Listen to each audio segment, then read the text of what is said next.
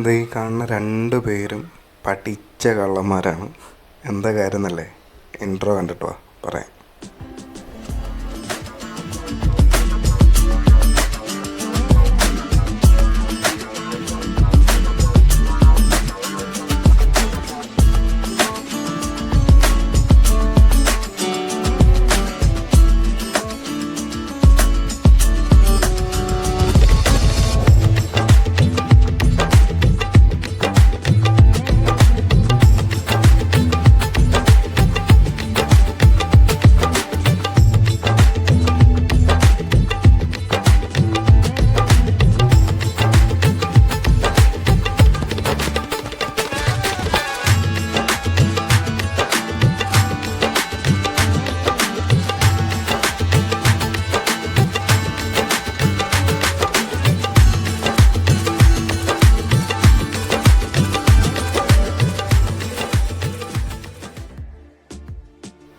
Hello everyone, have you been ഹിയറിൻ്റെ ഈ സെഗ്മെൻറ്റിലെ രണ്ടാമത്തെ വീഡിയോയിലേക്ക് നിങ്ങൾക്ക് എല്ലാവർക്കും സ്വാഗതം.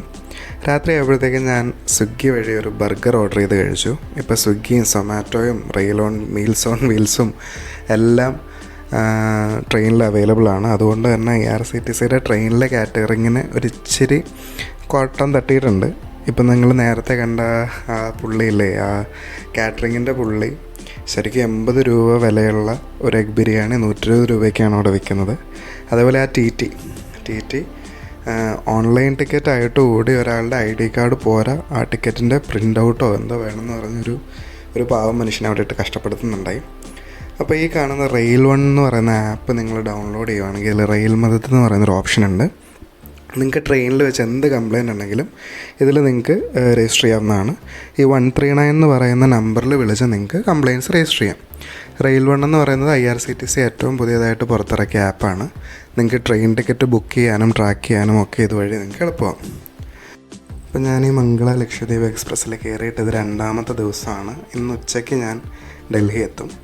അപ്പോൾ എനിക്കിങ്ങനെ ട്രെയിനിൽ യാത്ര ചെയ്യുമ്പോൾ, ട്രെയിനിലെന്നല്ല എങ്ങനെ യാത്ര ചെയ്താലും എനിക്ക് ചുറ്റുമുള്ള ആൾക്കാരുടെ ലോകം, അവരുടെ ജീവിതം, അവരെങ്ങനെ സർവൈവ് ചെയ്യുന്നു എന്നൊക്കെ കണ്ടിരിക്കാൻ എനിക്ക് ഭയങ്കര ഇഷ്ടമാണ്. ഞാൻ അങ്ങനെയുള്ള കുറേ പേരെ നിരീക്ഷിക്കാറുമുണ്ട്. എൻ്റെ ഈ യാത്രയിൽ മാക്സിമം ഞാൻ കാണുന്ന ആൾക്കാരുടെ ജീവിതം നിങ്ങളുടെ മുന്നിലേക്ക് എത്തിക്കാനായിട്ട് ശ്രമിക്കാം. ഇതിപ്പോൾ ഇതുണ്ട്, ഇവർ RAC ടിക്കറ്റാണ്. ഒരു ബർത്തിൽ 2 പേര് അങ്ങോട്ടും ഇങ്ങോട്ടും കിടക്കുന്നതാണ്. ശരിക്കും അവർ ഒരു ഗ്രൂപ്പായിരുന്നു. അപ്പോൾ അവർക്ക് 3 ടിക്കറ്റ് കിട്ടിയിട്ടുള്ളൂ. 7 പേരുണ്ട്. എങ്ങനെയാണ് അവർ പോകുന്നതെന്ന് എനിക്ക് കാണുമ്പോൾ നമുക്ക് സങ്കടം തോന്നും.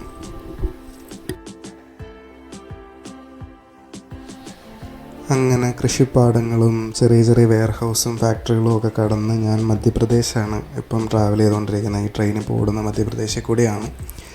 ഈ കാണുന്നത് ചമ്പൽ എന്ന് പറയുന്ന പുഴയാണ്. നിങ്ങൾ പണ്ടത്തെ ആൾക്കാരൊക്കെ ആണെങ്കിൽ നിങ്ങൾക്കറിയാം, ചമ്പൽ എന്ന് പറഞ്ഞാൽ പഴയ കൊള്ളക്കാരുടെ വിഹാര കേന്ദ്രമായിട്ടുള്ളൊരു സ്ഥലമായിരുന്നു. ഇപ്പോൾ അതൊക്കെ മാറിയിട്ടുണ്ട്. ഇപ്പോൾ ഇവിടെ ഫുള്ള് കൃഷി സ്ഥലങ്ങളും ആടിനെയും പശുവിനെയൊക്കെ വളർത്തുന്ന ആൾക്കാരെയാണ് നമുക്കിതിന് ചുറ്റുമായിട്ട് കാണാൻ പറ്റുന്നത്.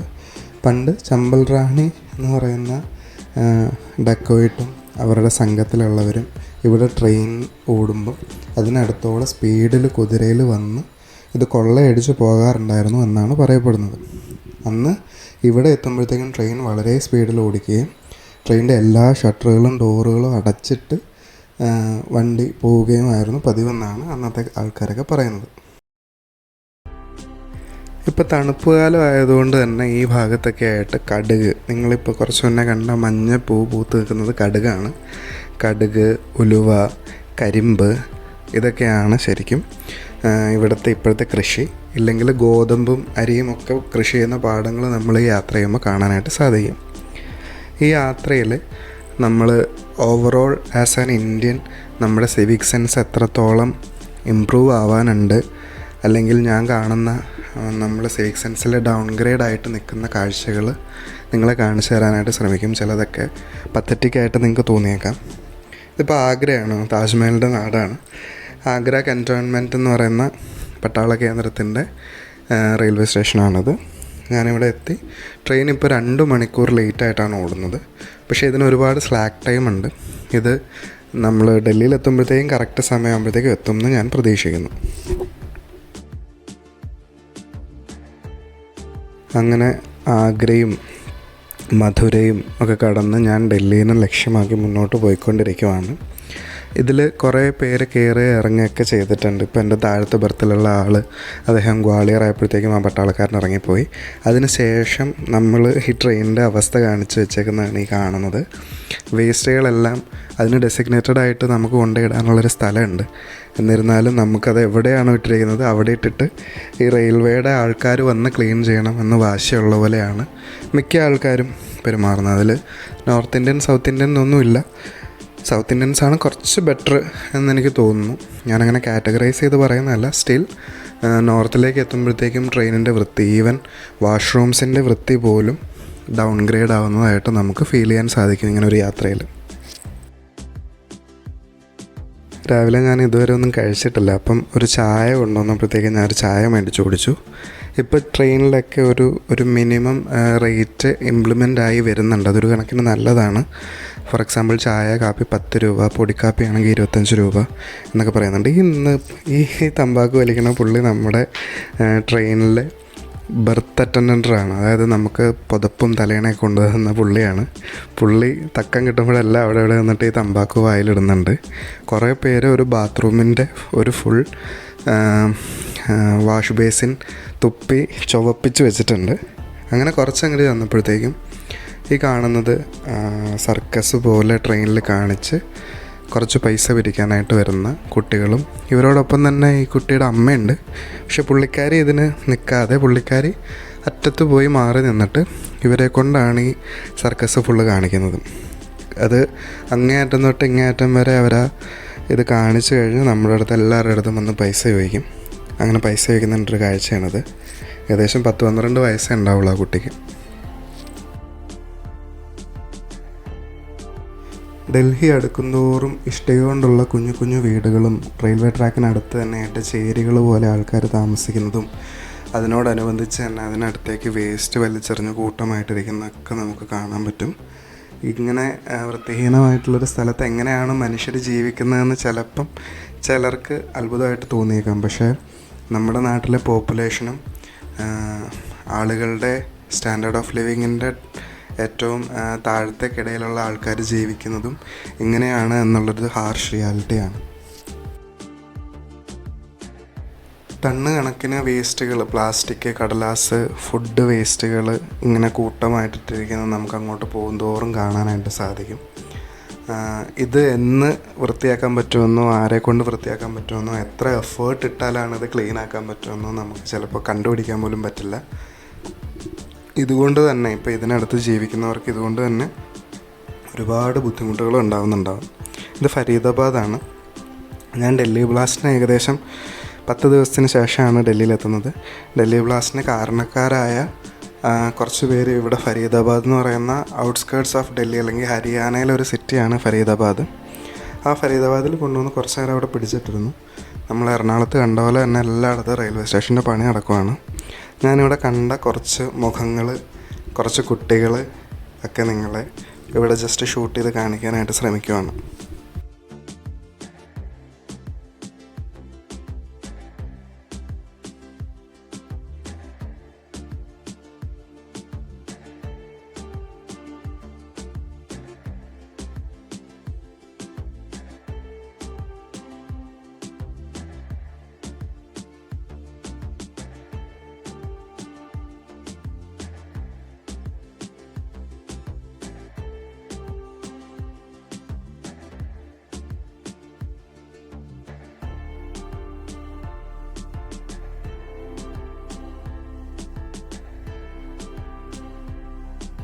ഡൽഹി എത്താറായപ്പോഴത്തേക്ക് ഞാൻ എൻ്റെ ബാഗൊക്കെ എടുത്ത് സെറ്റാക്കി ജാക്കറ്റൊക്കെ ഇട്ടിരുന്നു. ചെറിയൊരു തണുപ്പുണ്ട്. നമ്മൾ അവിടെ ഡോറിനടുത്ത് പോയി നിൽക്കുമ്പോൾ നമുക്ക് മനസ്സിലാവും ചെറിയൊരു തണുപ്പുണ്ട്. പക്ഷേ എന്നാലും എനിക്ക് ഡോറിനടുത്ത് ഒറ്റയ്ക്ക് പോയി നിൽക്കാൻ ചെറിയൊരു പേടിയുണ്ട്. കാരണം ഞാൻ ഒറ്റയ്ക്ക് ട്രാവൽ ചെയ്യുന്നതുകൊണ്ട് ബാഗ്സൊക്കെ ഇവിടെ വെച്ചിട്ട് ആരാ എപ്പോഴാണ് വന്ന് എന്താ എടുത്തുകൊണ്ട് പോകാമെന്ന് ചെറിയൊരു പേടിയുണ്ട്. ഇപ്പോൾ നമ്മൾ വേറെ ആരെങ്കിലും കൂടെ ഉണ്ടെങ്കിൽ അവരവിടെ ഇരുത്തിയിട്ട് പോയി ഡോറിനടുത്ത് നിന്ന് വീഡിയോ ഷൂട്ട് ചെയ്യാൻ എളുപ്പമാണ്. ഇപ്പോൾ ഈ സ്ലോ ആയിട്ട് നമ്മൾ ഈ കിടക്കുന്ന കനാല് കിടക്കുമ്പം തന്നെയാണ് ഹസ്രത്ത് നിസാമുദ്ദീൻ റെയിൽവേ സ്റ്റേഷൻ വരിക. ഹസ്രത്ത് നിസാമുദ്ദീൻ എന്ന് പറയുന്നത് ഓഖ്ല കഴിഞ്ഞാൽ അല്ലെങ്കിൽ one of the southern railway station of ന്യൂഡൽഹിയാണ്. ഈ വൃത്തിഹീനമായ കനാലിന് തൊട്ടടുത്ത് കാണുന്നതാണ് ഹസ്രത്ത് നിസാമുദ്ദീൻ. ഹസ്രത്ത് നിസാമുദ്ദീനിൽ നിന്ന് കേരളത്തിലേക്ക് ഒരുപാട് ട്രെയിനുകൾ ഓടുന്നുണ്ട്. ഡൽഹിയിൽ തന്നെ ഒരുപാട് റെയിൽവേ സ്റ്റേഷൻസ് ഉണ്ട്. Old Delhi, new Delhi railway station, Hazrat Nizamuddin, Anand Vihar, Okhla, അങ്ങനെ ഒരുപാട് റെയിൽവേ സ്റ്റേഷനുകളുണ്ട്. അതിൽ പ്രധാനപ്പെട്ട ഒരു റെയിൽവേ സ്റ്റേഷനാണിത്. ഏകദേശം 16 പ്ലാറ്റ്ഫോമുകൾ ഹസ്രത്ത് നിസാമുദ്ദീനിലുണ്ട്. എനിക്കിവിടെ നിന്ന് പഹാഡ്ഗഞ്ച് എന്ന് പറയുന്ന ന്യൂഡൽഹി റെയിൽവേ സ്റ്റേഷൻ അടുത്തുള്ള ഒരു സ്ഥലത്തേക്കാണ് പോകേണ്ടത്. അവിടെയാണ് ഞാൻ എൻ്റെ റൂം ബുക്ക് ചെയ്തിരിക്കുന്നത്. കാരണം നാളെ അവിടെ നിന്നാണ് എനിക്ക് അടുത്ത യാത്രയ്ക്കുള്ള ട്രെയിൻ രാവിലെ പിടിക്കേണ്ടത്. അതേപോലെ ഇവിടെ വരുന്നവർക്ക് ഏറ്റവും വില കുറച്ച് താമസ സ്ഥലങ്ങൾ കിട്ടുന്ന സ്ഥലങ്ങളിലൊന്നാണ് പഹാഡ്ഗഞ്ച്, മഹിപാൽപൂർ, അങ്ങനെയുള്ള സ്ഥലങ്ങൾ. ഞാനൊരു യൂബർ ബുക്ക് ചെയ്തൊരു ഓട്ടോ, പക്ഷേ എനിക്ക് പുറത്തേക്ക് നടന്നു വരേണ്ടി വന്നു. അതിൻ്റെ കാരണം എന്താണെന്നാണ് ഈ പുള്ളി ഇപ്പോൾ പറയുന്നത്. ഈ ഓട്ടോ അകത്ത് റെയിൽവേ സ്റ്റേഷൻ അവിടെ വരെ വരുന്ന ഒരാളെ പിക്ക് ചെയ്യുന്നതിന് 35 രൂപ ഇവരുടെ അടുത്തുനിന്ന് അവിടെ ടോള് പോലെ ഈടാക്കുന്നുണ്ട്. അതിൽ ഇവർക്ക് ആർക്കും സന്തോഷമില്ല. അതൊക്കെ നമുക്ക് കണ്ടാലറിയാം. കാരണം ചിലപ്പോൾ 100-150 രൂപയുടെ ഓട്ടോ ആയിരിക്കും. അതിൽ 35 രൂപ അവർക്ക് കൊടുക്കാൻ അവർക്ക് പറ്റില്ല. അപ്പോൾ അവർ സവാരികളോട് അല്ലെങ്കിൽ പാസഞ്ചേഴ്സിനോട് പുറത്തേക്ക് നടന്നു വന്ന് ഇതിൽ കയറണം എന്നാണ് അവർ ആവശ്യപ്പെടുന്നത്. വലിയ ബാഗൊക്കെ തൂക്കി നടന്ന് അവിടെ ചെല്ലാൻ ഇച്ചിരി പാടുണ്ട്. ഹസ്രത്ത് നിസാമുദ്ദീനിൽ നിന്ന് പഹാഡ്ഗഞ്ചിലേക്ക് ഏകദേശം ഒരു 40-45 മിനിറ്റ്സാണ് നമുക്ക് യൂബറിനാവുക. നല്ല ട്രാഫിക് പീക്കായിട്ടില്ലെങ്കിലും ഉച്ചയ്ക്ക് 1:30 കഴിഞ്ഞ സമയമാണ്. ഇപ്പോഴും റോഡിൽ നല്ല തിരക്കുണ്ട്. പക്ഷേ കുറച്ചുകൂടി കാമായിട്ടുള്ള തിരക്കാണ്. ഒരു 6 മണി 5 മണി സമയത്തൊക്കെ നല്ല തിരക്കായിരിക്കും. ഒരു വണ്ടി കടന്നു കിട്ടാനായിട്ട് കുറേ സമയം എടുക്കുന്നൊരു അവസ്ഥ വരും. ഇത് വണ്ടി നിർത്തിയിട്ട് പുള്ളി പോയി നമ്മുടെ ട്രെയിനിലെ ബർത്ത് അറ്റൻഡൻറ്റ് ചെയ്ത അതേ പരിപാടിയാണ്. പുള്ളിക്കും തമ്പാക്ക് മേടിക്കാൻ വേണ്ടി പോയി നിന്നതാണ്. എന്നോട് ഒരു 5 മിനിറ്റ് നിൽക്കണോ സാബ് എന്ന് പറഞ്ഞിട്ട് പോയതാണ്. എനിക്കൊന്നും പുള്ളിയൊന്നും കഴിച്ചിട്ടില്ല.